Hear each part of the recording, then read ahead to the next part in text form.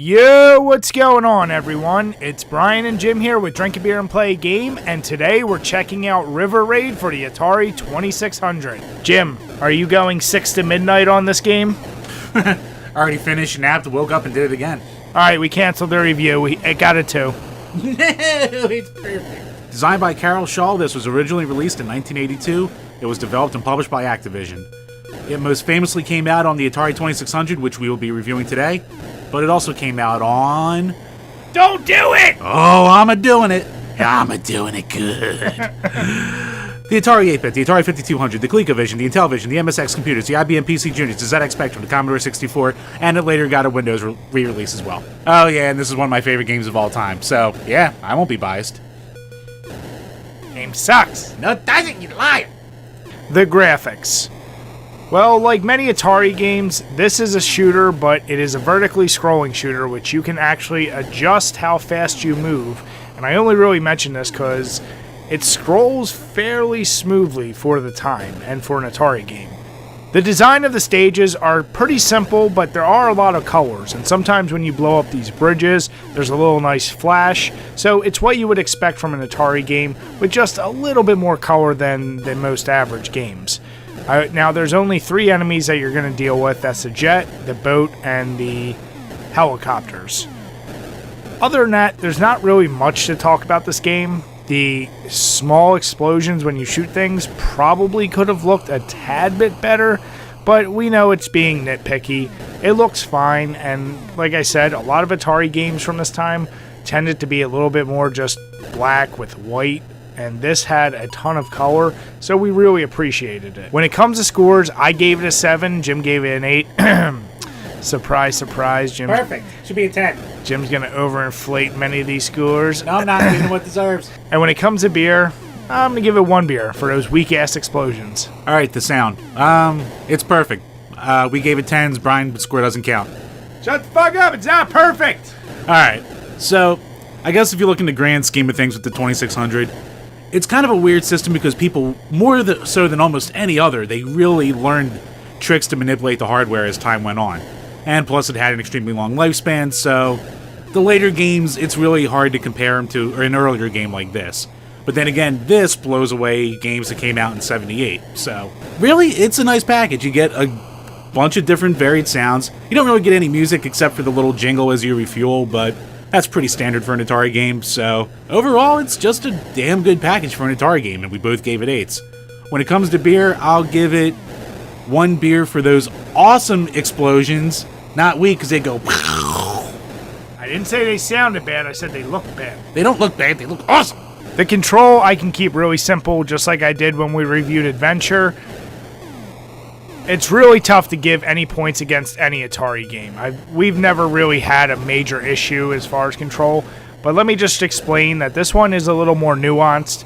You actually use the joystick this time, and by pressing up or down, you control the speed at which you move that I mentioned earlier. And then you go side to side and the button fires. It's pretty standard. The only, and call it more nitpicking than a criticism, the having to build up momentum, I get why they did it, but it can sometimes make the playing field the slightest bit sluggish and can be the reason why you die in this game from a one-hit kill. Other than that, it's absolutely perfect, so we both gave it 9s. It's really nothing that's going to hinder your experience from this game, and obviously pure enthusiast and, big fanboys like Jim for this will always overlook this. So as far as beer, I'm going to give 1 just for Jim overcompensating. It's perfect! The gameplay is really simple. The game continuously vertically scrolls and you're just going around blowing up all the enemies and strategically the fuel depots in order to build up score. As you build score every 10,000 points, you gain another life, and you're just trying to survive until you hit the kill screen. So, yeah, it's really simple, but it's the Atari, what do you expect? The game's sneakily fun, though, because for a game that's like, oh, I'll get bored of this really fast, it's just one that I keep coming back to if I'm going to power up my Atari. It just has this timeless feel where it never stops being fun. And I believe the different rounds are procedurally generated, so your experience is going to be a little bit different every single time, so it does keep itself fresh. I don't know. I just love the game, as I said before. So I guess if I had to knock it a little bit, it could have been varied a little more in some ways, but what are you going to do? So Brian gave it a 7, and I gave it an 8. And when it comes to beer, you really don't need any. The originality. Well, it's going to be tough for us to give scores for originality for most Atari games. While there is an obvious order of when games came out, most of them were copying each other in one way or another. So, this is a vertical scroller, much like Defender. Between controlling the speed of your jet and the fact that you have to get those crucial fuel points, it felt like a different experience than some of the other Atari games, but at the same time, it's nothing we haven't seen before.